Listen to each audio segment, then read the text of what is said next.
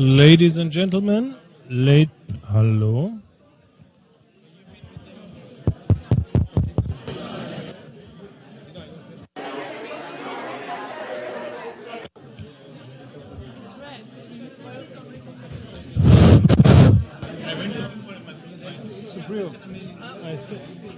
What else am I supposed to do?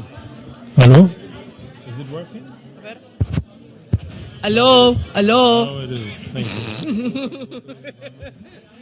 Hello, everybody. Hello, everybody. How comes when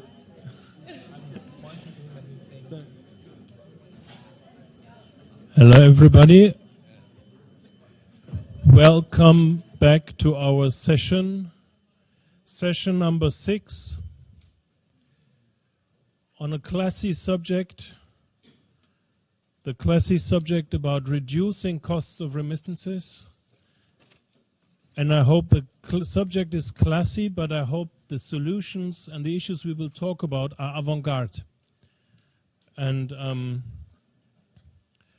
what exactly we want to look into in this session is the issue of remittances costs and giving the word to the remittances industry, looking into commercial challenges, but also looking into regulatory barriers to reduce costs.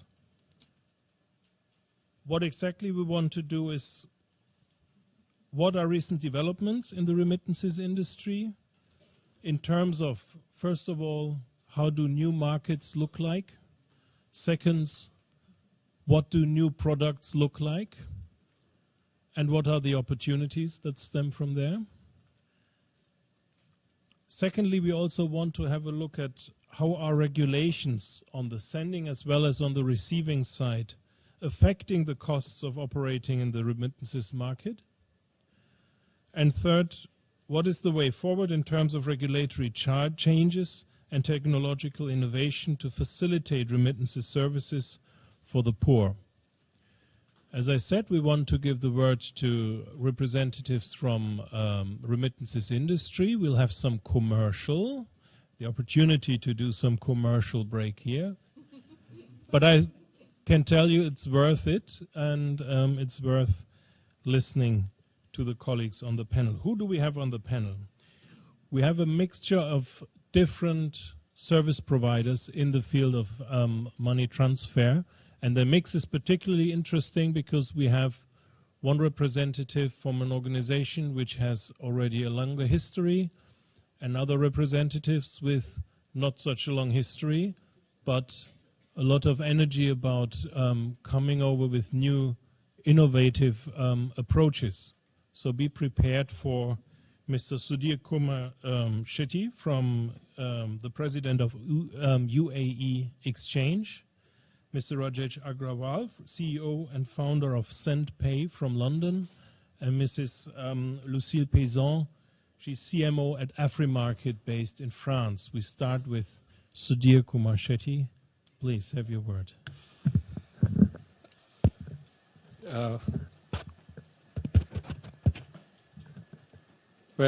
Before I start the slides, let me give a brief background of the UAE exchange, how it operated, and how we are able to manage to bring down the cost of remittance to almost 2%, which is operating for the last 35 years in the UAE market. The company has its operation in 32 countries now. We have about close to 800 branches, retail branches in these countries, and last year alone, UAE Exchange has remitted $28 billion of remittances. Now, the founder, I need to talk about Dr. B.R. Shetty. The first business for the group was medical services to the migrant workers, because it was not easy in this country to have the medical services for the low-paid workers. It was very expensive, they could not afford. So that's the time the hospital business started in 1975, providing medical services to the migrant workers.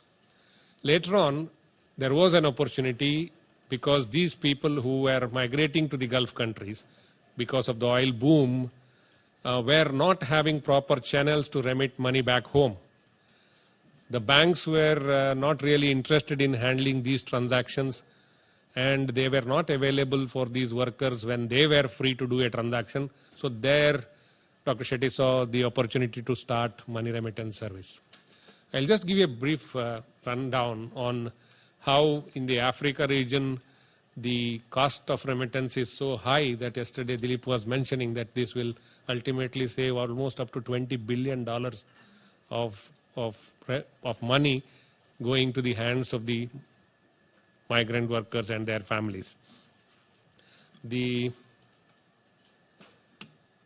remittance and its fee, we have, of course, the figures indicate that 230 million migrants sending about $435 billion of remittances to 2014 figures. 7.8% is the current global average, but I think we have certain countries where it is going as high as 14 to 15%. The G20 countries and the World Bank target 5x5 initiative, UAE's remittance fee is the lowest in the world now. It is around 2%. Now, if you see the remittance flows to the two major markets in Africa, Kenya and Nigeria, and how these remittances are being used, we see the larger portion in Nigeria is for the land purchase, education and business, whereas in Kenya it is for food and house construction, health and house rebuilding and rent payments. The remittance to super tax, 2.3 billion lost to Africa because of the high remittance cost, which is around 14%. Example, for a $200 remittance, it is costing about $25. And the average percentage of cost of transferring $200 by the type of remittance. Now, banks are charging the highest, and in some countries, the money transfer operators are also charging as high as 14%.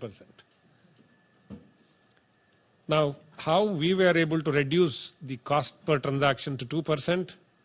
We were one of the early adopters of technology. Of course, the initial stages we were having only checks that were drawn on various current accounts of correspondent banks that we were maintaining. The customers had to carry these checks to the post office, and then they had to send it by registered mail to their beneficiaries. One was the cost, additional cost, plus the time it used to take. It used to take almost 3 weeks for the checks to be received by the families back in their countries. Now, we saw an opportunity very early in the 1980s. As I said, Dr. Shetty started this money remittance business because the Gulf countries were receiving more number of migrant workers, especially from South Asia, Southeast Asia. And because of that, the medical service was started in 1975. Later, 1980, we started the remittance service through UAE exchange. Except the banks, there weren't many formal money remittance channels available out of the Gulf region, and most low-earning migrants were unbanked. And the bank's infrastructure wasn't good, and working hours were not favorable. As I said, when the people were free to remit money, because they were all working in far-flung construction sites, they could come to the city only by 6 in the evening, banks were not available, or they were coming only during the weekends, the banks were not available. That's where we started our operation and started opening the UAE exchange branches from 8 a.m. to 10 p.m. and all 7 days of the week. So the people started coming to the exchange branches, and we encouraged these people to open bank accounts in their home countries.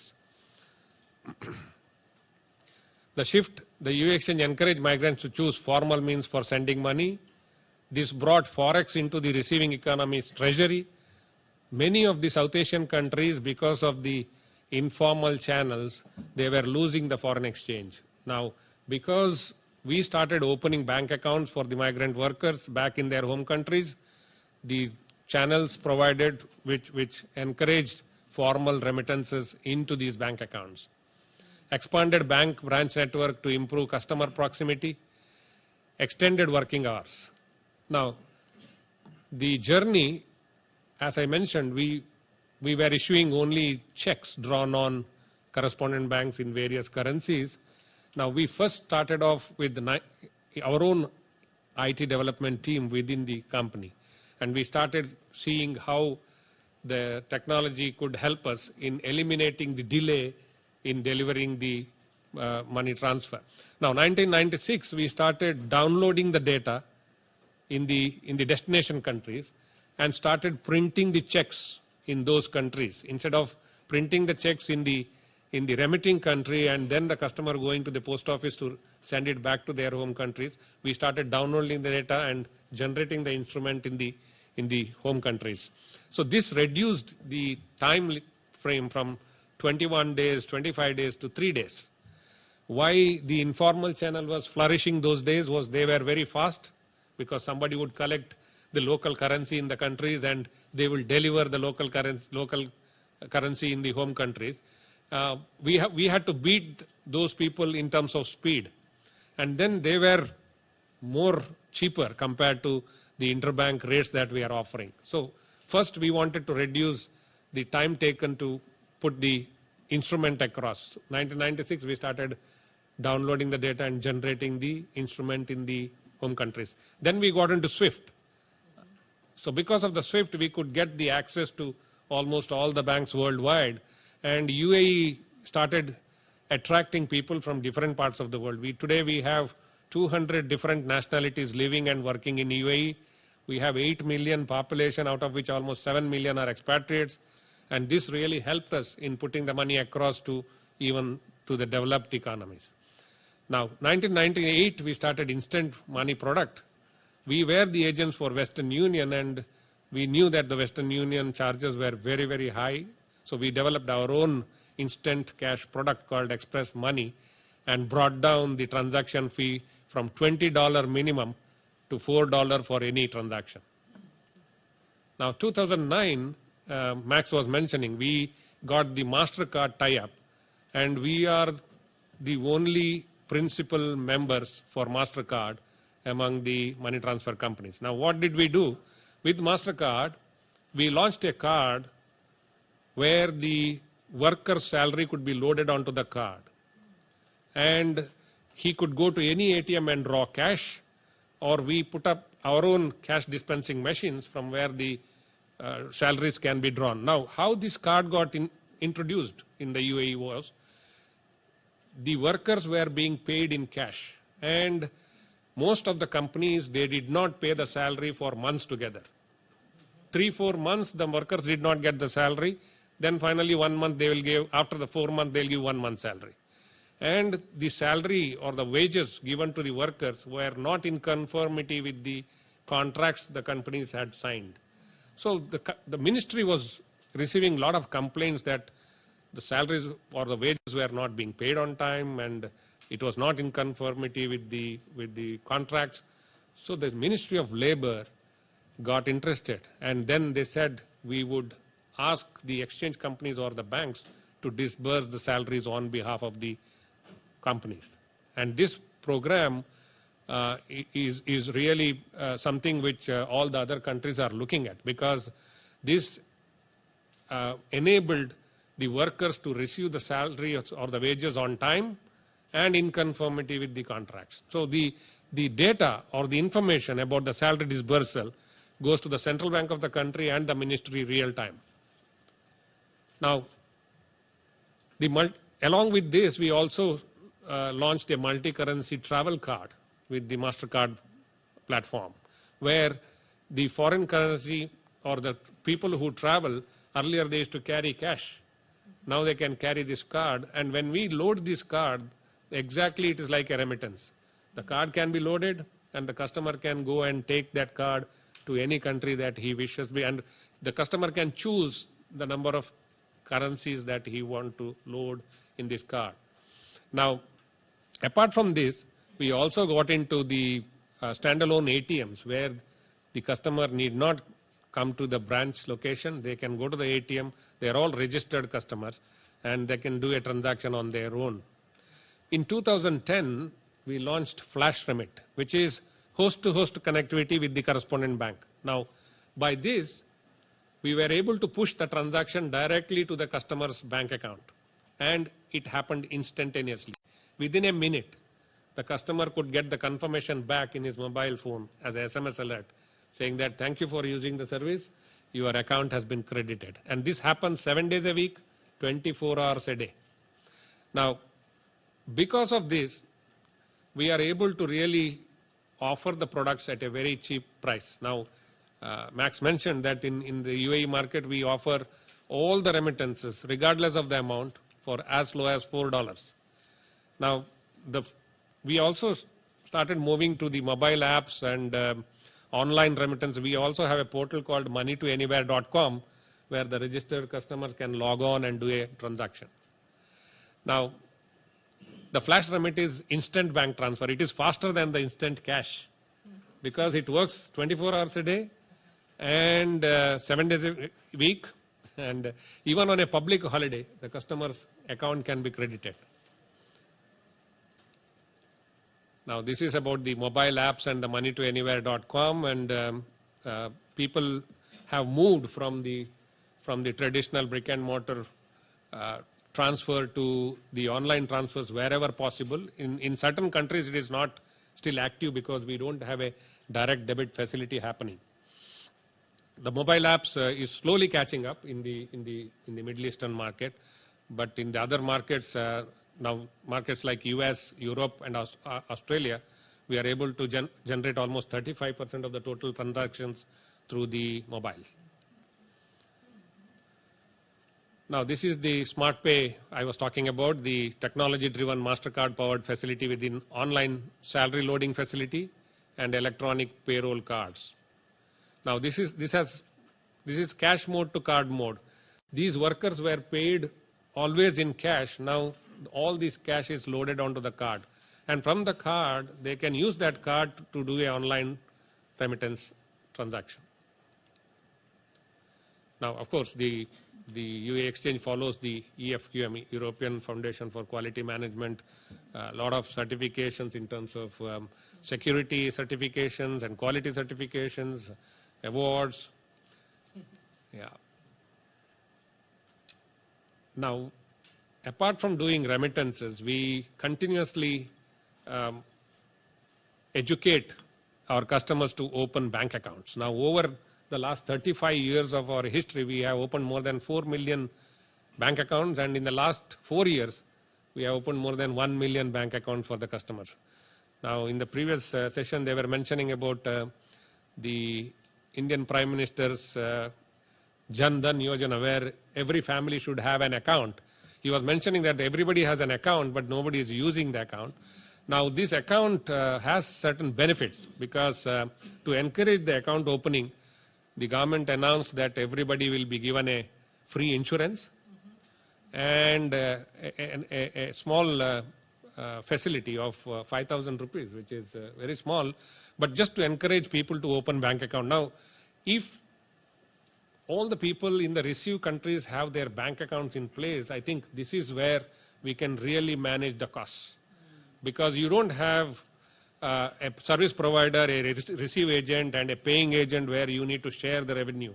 Here we are pushing the transaction directly into the bank account. This is, because of that, the cost of operation has become so low. So we are able to offer at such a low price. Of course, apart from doing this, we've in our markets, we had post 2008, a lot of people got into financial problems, and we went out to all these places where these people are housed in the camps, and we started counseling them, how to judiciously use their money and not to get into debt trap. And these are all some of the community services. We go to the labor camps and also provide them some entertainment, show some films, arrange some competitions, because they are away from their families, and socially they are not somebody is not taking care of their requirements. So we go out and do all these sorts of things so that we build a relationship with those people, and they have the element of trust in the company. Now, we also join hands with UNICEF and United Nations for food program, and we are contributing to all these. In fact, in the recent Nepal tragedy, we were the first one to offer free remittances to Nepal. Not only to the Prime Minister's Relief Fund, but also we said we will offer free remittance to the families. And the group, because we have the pharmaceutical manufacturing unit as well as medical services, we sent about, I think, some tons of medicines to Nepal. Now, UAE Exchange, at a glance, we have now 7.9 million customers worldwide, contributes 6% of the global remittance volume. Last year, we remitted $28 billion. Correspondent relations with more than 150 banks worldwide, and servicing over 400,000 customers every day. We are in 31 countries, 750 direct offices, and recently we acquired the TravelX global operation. So TravelX is part of our group now. And new horizons, of course, mobile money transfers. MoneyBeNet is one of the connectivities that agents can have and use our technology and the network. Yeah, our quest to reduce remittance cost will be successful only with the active participation from service providers, technological innovators, respective regulators, and the governments. I must say that now the biggest challenge is the banks are not very happy to maintain accounts for the money transfer companies, and this is putting the money transfer companies into trouble, and thereby pushing the remitters to the informal channels, because if the money transfer companies do not operate, then the customers are not going to go to the banks to do the transactions. Rather, they will go to the informal channels. It is imperative that the banks realize this, and the regulators also realize this. And if the money transfer companies do not have a mechanism to settle their requirements through the banks, settlement banks, then the settlement to various countries will not happen.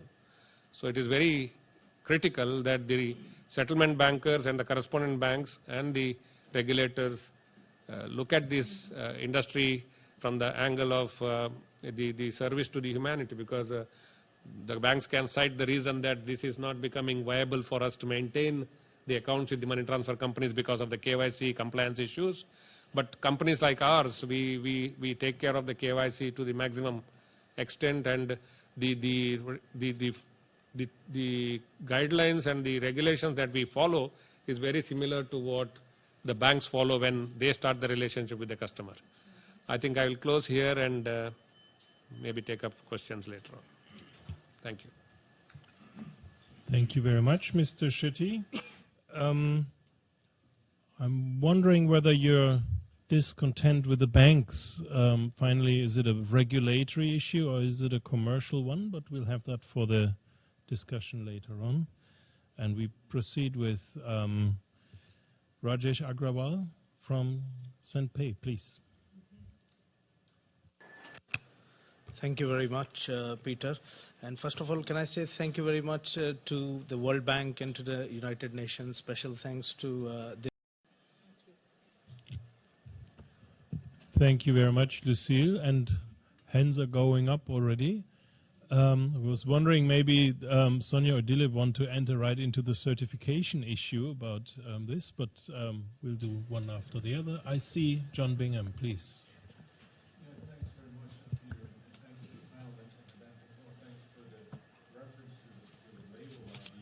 Certification, so I don't know if Dilip or Sonia want to jump there, but I do. I'm curious, very curious, if in any of these business models, especially those that have been running for quite some time, if there's any independent assessment of the services, independent perhaps by users or migrants, maybe by regulators, but who's saying the same, who expresses the same enthusiasm that you do, for example, about the services, so that others like us can pass it on. And in an enthusiastic listening to the presentations, I really wonder in these rooms and in these processes where we're dreaming about reducing remittance costs and so on, I'm wondering if the reference to reducing remittance costs in 10C of the Open Working Group's lists of goals and targets and so on, if it's the most unambitious goal and target in the whole thing. Why are we talking 15 years to get to 5 or 3% if these services are talking already well beyond that?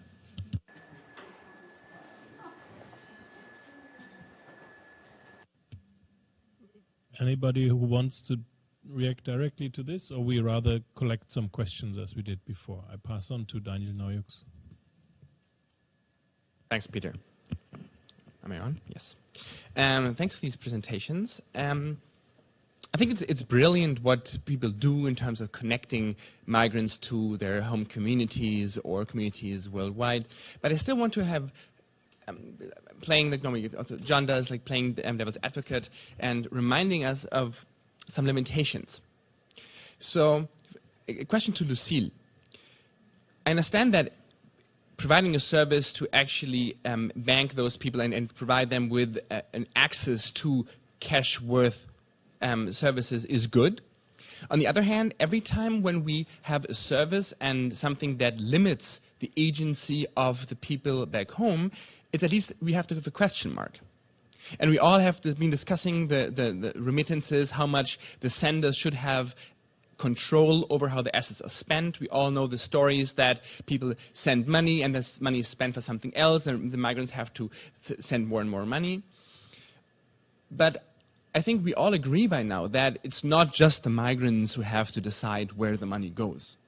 It has to be, generally should be, a household decision. And there are some good projects. I mentioned the Pinoy Wise project in the Philippines that I had the pleasure of assessing a couple of years ago, where they actually conduct financial literacy education for the entire household, migrants and the people back home, so they together come to agreement what they should be doing. So the question is, do you consider how, in addition to just providing them with access to goods that are paid for, having other options, because we know that can lead to market distortions if they, it leads to then focusing remittances only on getting food, whereas there may be other options. It limits them to those shops that actually get this or are partners, and all the other economy, including the informal economy, is excluded, which can be good, which can be not good. So just how can we actually increase flexibility in the agency of not only the migrants but the household to receive the money? One more comment, Pietro.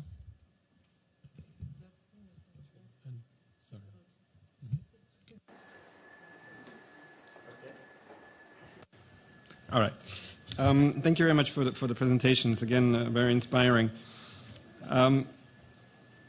Just 2 or 3 questions. The first to Rajesh. I mean, you certainly are majorly disruptive, or with the potential of being very disruptive. And I mean that with in a positive sense, of course. But the question is more, I mean, what kind of reactions have you had from the more established money transfer operators, knowing that they have sometimes not the most elegant way of embracing competition?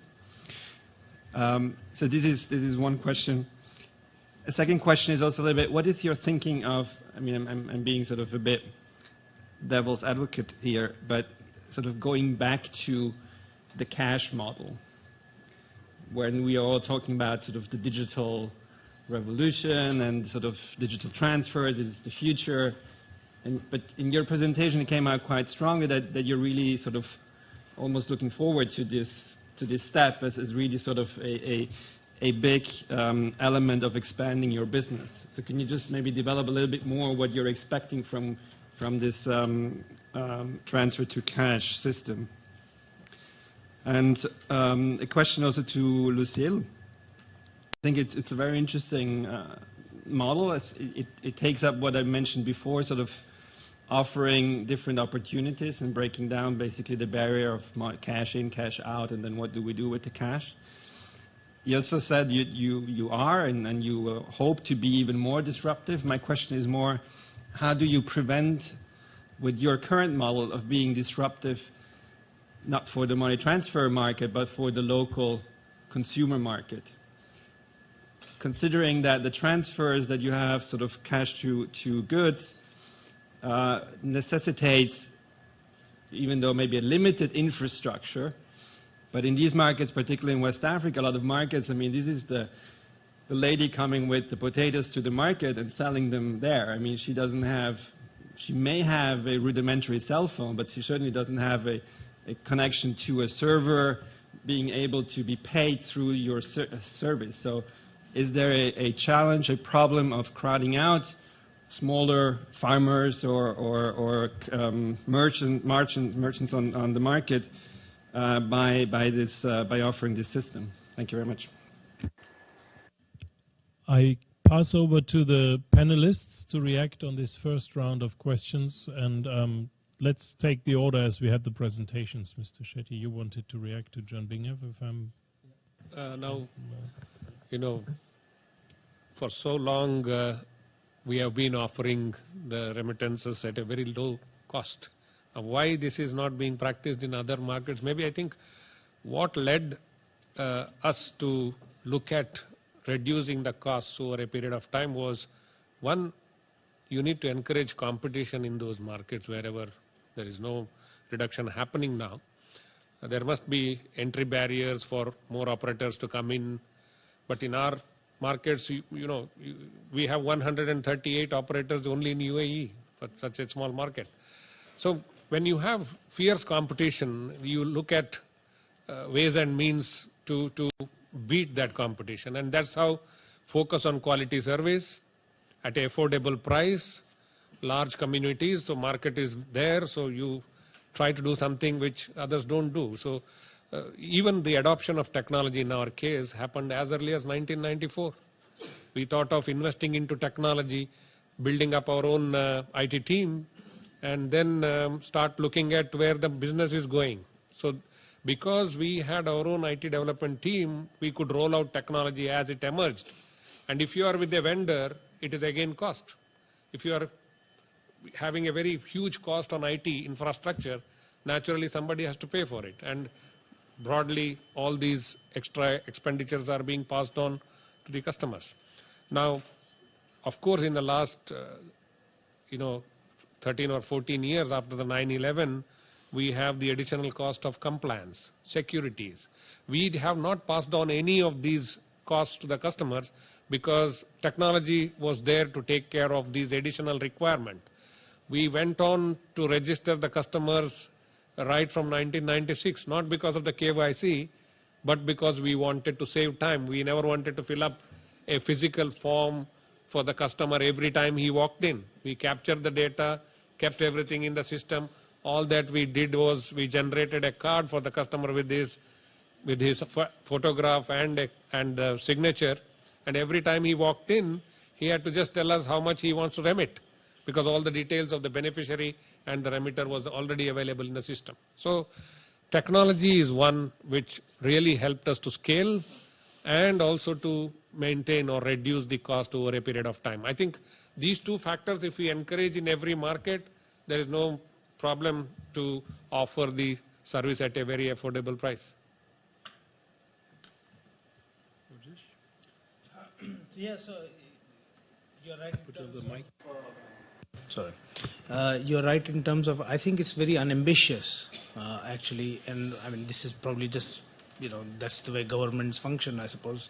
But it's taking a very long time. We move a lot faster, and competition is good. So competition is one big thing. I think you increase the competition. I mentioned that point about how difficult it is to deal with the regulators in the US. 50 licenses, it takes a good few $1 million to get all those licenses and get going. If you have a license in New York, you can't deal with the customers from New Jersey. And it's very backward in terms of regulations. And because of these regulations, there's not enough competition, and because less competition, customer has to suffer. So ultimate answer is use of technology and let the competition comes in, and everything will be taken care of by itself. And talking about competition, I mean the largest money transfer company in the world and is now acquiring the second largest money transfer company in the world. And actually not many people know, well, apart from UE Exchange, third money transfer company in the world. So there are only 2 or 3 big names in money transfer industry that people know about. So it's already very short on competition, and of which the largest one is now buying the second largest one, or at least there are talks in the press about it. And it is a dangerous trend, I believe.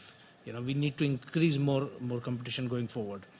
Now, in terms of disruption, yes, I like you already. You know, disruption. We are all about disruption. We are disrupting the market, and we are probably still small, and maybe the large money transfer companies are still sitting in their comfort zone.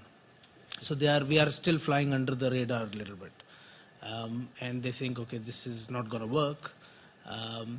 But we are at the same time seeing that they've started adopting technology, but it's different when you are a very large traditional business adopting technology to a online only business, which is the starting point is very different. So I think it will take a bit of time for them to catch up, but surely they are working towards it.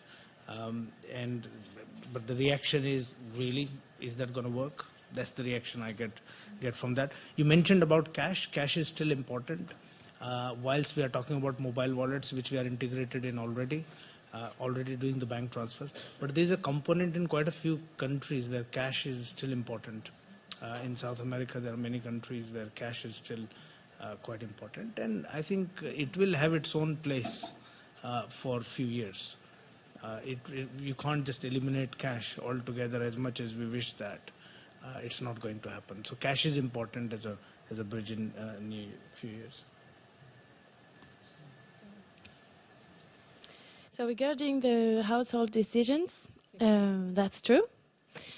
Well, what we based our business model on is that there is I think the UK aid agency some years ago that was in his report telling that 70% of the households sending money wants to know how the money is used.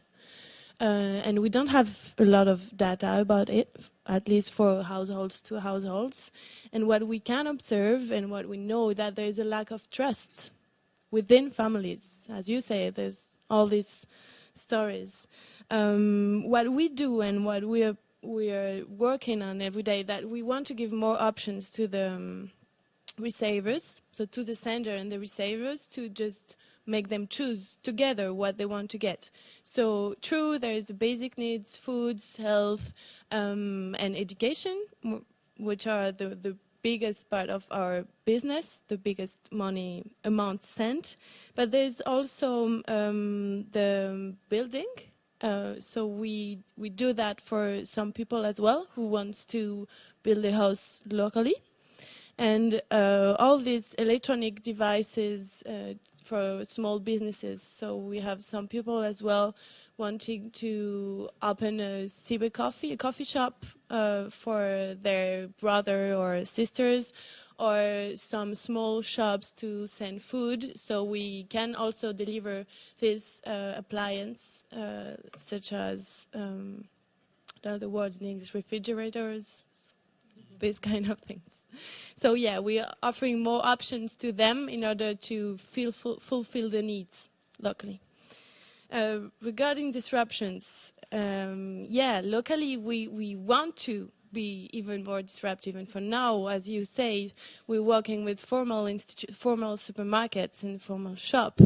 Why we can't do that with the woman selling yams on the market for now is that this is informal, and then we're not able to pay her when someone is going to get the yam from her on the local market. But this is a huge topic, and I think we have to work on that, but it would be with local governments to make sure that these people selling on the market can actually be declared and can then pay taxes if they want to, which is another issue. But what we do, and the pictures you've seen at the end, is that in the Futa, we work with a local entrepreneur. So he has his own truck. This is not ours. And this region is a bit particular because you have one big road and a lot of small villages around. So it goes from one point to the other. If I'm not mistaken, it goes to Urosogi at the end, and then it can go to every little villages. So we're working with him. He's declared, so we can in the formal economy, we can work with him, and we are giving him a lot of new orders from abroad. So it works quite well. And also, I wanted to mention we do disruption in deliveries. As you may know, and in the Futa, for example, which happens, it's tough to find where the people live. There's no post address, and there's no post office either. So we're working with local people having motorbikes. And for food, it works because it's not too huge. It's called tricycle in French, so it's tricycle, yeah, as well. And you have this big thing you can put goods on the back. So we're working with them, and we are financing the boat of motorcycle, and then we can work with them because we know they're the one who knows where people live and who knows all these streets. If you go to Abidjan, you can hear that, yeah, I live next to Total station between this and that. And if you don't know the city, then you won't be able to deliver. So that's another way of being disruptive. We take another round for questions. Kirsten. Parts of my two questions have already been answered. So my first question was mainly to UAE exchange, because you quite disrupted the market in the Gulf region and the costs went down. What prevents you from disrupting the rest of the world in terms of the market? So where are the main barriers? We've heard some of that. We also heard Senpay mentioning some of the barriers. But what is actually stopping you from shaking the big player or the big players? The second question is more first of a comment about Afri-Market. I don't think this is a business model that will replace money transfer. I see it as a great option. That is another option for people who don't have that many options on how their money should be spent. If you think that you would like to send cash remittances on a monthly basis, but on the other hand it's Mother's Day, and you just want to send something that really looks like a present. And I mean, it can have all of these options. I think it rather increases agency than only reduce it, as long as it does not displace the other players on the market. That's the way I see it, and I think it's a very interesting business model, because it combines the foreign exchange and remittances with the deliverable enterprises that often do not exist. Because if you think about Amazon, for example, you have Amazon in the US and you have Amazon in Europe. A lot of times now, myself living in the US, when I buy things for people in Europe, I go through Amazon Europe, but I don't have the remittances or the exchange transfer included. So if I only had a US credit card, it would cost me a lot to pay directly with that on Amazon. So that's what I think is very interesting, and I'm just wondering, I mean, you have now explained a little bit of how you organize the delivery locally, and there are a lot of challenges there. If you're actually cooperating with existing enterprises on the ground that do these deliverable things, and if you expand to other countries, you might even think about partnering with bigger enterprises in countries that are developing. Okay.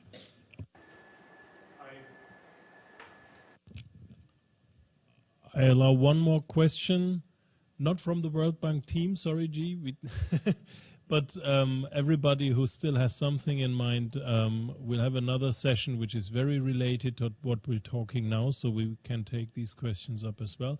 I've allowed one last question, which was in the room for longer, and then we... Thank you. First of all, it's been very refreshing to be a part of this dialogue. And when in Harlem we have Little Africa, so we have transferring funds all day long, and I guess you would call it a part of that remittance. And the concern that I have here is that why aren't we educating the customers that they will be empowered to make conscious decisions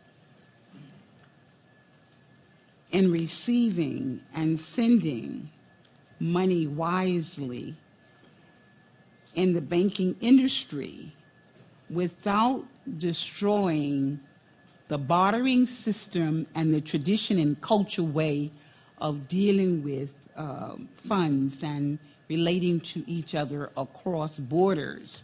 How do we do that to keep the integrity within proposing the new system for banking, which will be, from my understanding, at a lower cost analysis, different from that of Western Union and some of the mainstream way of banking and transmitting funds back and forth? How do we do that?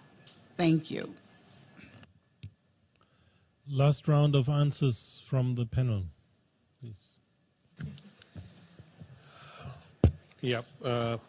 Why we have not done this in other markets? Of course, in the entire GCC, other than Saudi Arabia, we are present. And in all these markets, we are charging the same thing what we used to see in UAE. For the last, say, 4 or 5 years, we are in some markets in Africa, where we have a retail presence. We introduce the same product and the connectivity to those outlets, so that we were able to bring down the cost of transfer out of these countries to the other parts from where the people are doing some projects in Africa. Now, we have the online portal Money to Anywhere service, which is being used in US, Europe, Australia. When we introduced this product about 8 years back, the online portals were charging something around 8 to 10%, and we introduced our service, which was almost about 4% transaction fee, and very fine FX rates, because when we introduced Money to Anywhere in these markets, only the banks were providing the online portals, and the FX rate offered was very, very poor. So we created these kind of competition in these markets, and thereby made the banks also to reduce the charges to these corridors. So it's happening. But the only thing is, of course, the kind of penetration that we have in the GCC market, we don't have it in the other market, but it is only coming because we are there in those markets for the last 7 or 8 years. Now, in terms of the educating the customers, in fact, as I mentioned, we consciously made the customers to move from instant cash to the bank transfers, where we went to the place of their work, conveyed to them how important to have the bank accounts back home, so that the cost per transaction would go down. Over the years, we have seen the market shifting from cash to cash, person-to-person cash product to cash to bank account product. Now, in the last 4 years, as I mentioned, we have opened more than 1 million bank accounts in the UAE market, which is being replicated in other markets as well. So it takes a lot of time to convince the customers that there is a better way of sending money, and if we show them how it is beneficial to these customers to reduce the cost per transaction, there is an incentive for them to go ahead and do that. And in our markets, we have facilitated account opening for various banks for the customers. Whichever bank they wanted to open an account, it has been facilitated. But now we have the bank representatives sitting in our markets, and they themselves go around and create an awareness among the customers the importance of opening bank accounts. I think one way in other markets also to see how effectively these operators can communicate to the customers. Now, most of these markets, they are deliberately they are not doing it because the present system is allowing them to have more revenue out of every transaction. I think we consciously went out to see that, let us concentrate on the value for their money, because they especially in the Gulf market, the earning by these low paid workers is very, very low. It is as low as $150 a month. So even very small amount of saving is really very important for these customers. Last quick point from Rajesh. Yeah, just quickly to add to the point on the awareness. I think it's absolutely important point that you have mentioned. A lot of times, particularly in Europe, customers are not even aware how much they are paying, because the profits are built in the exchange rate. So it may say free money transfer, but it's actually not free, because there's a lot of price built in the exchange rate. And there are no regulations preventing that. In the US now there is some regulation, and they start putting a little asterisk, and at the bottom they'll write FX gains apply. That's all, but the customer still doesn't know how much they are paying. So one of the campaigns, a political campaign that I'm involved with in the UK, is to bring more transparency in the remittance market. So when but we have to work out the logistics of it, but when the customer is actually doing the transaction, they see an exchange rate, but right next to it, the companies will have to display what the interbank exchange rate is. So customer actually know what is the spread that they are being charged. So at the time of the transaction, this is the exchange rate the customer got, and this was the interbank rate. So I think at least customers will be able to compare how much they are losing out. But it's absolutely important to bring more transparency in, so on the exchange rate, on the fees, and that can only be some legislation around it, but just general awareness on the matter would help. So regarding education of customers, we're doing it by offering a new way of sending money, because if they know they're going to send X bags of rice or other food, then they will spend the money more wisely, probably. With Africa, it's also a big corridor from Europe, so we have a lot of customers interested in using our products. But as I said in the presentation, this is one of the commercial barriers, because we want to evangelize this new way of sending money. However, it takes time and money. So we're working on it, and I hope it's gonna grow and be the new future of remittances. But as you said, also this cash to goods model won't replace cash to cash, and we know that it's complementary, and especially for, as I mentioned, aid as well, which could be a way of using our business model. We know it won't replace cash to cash, and especially during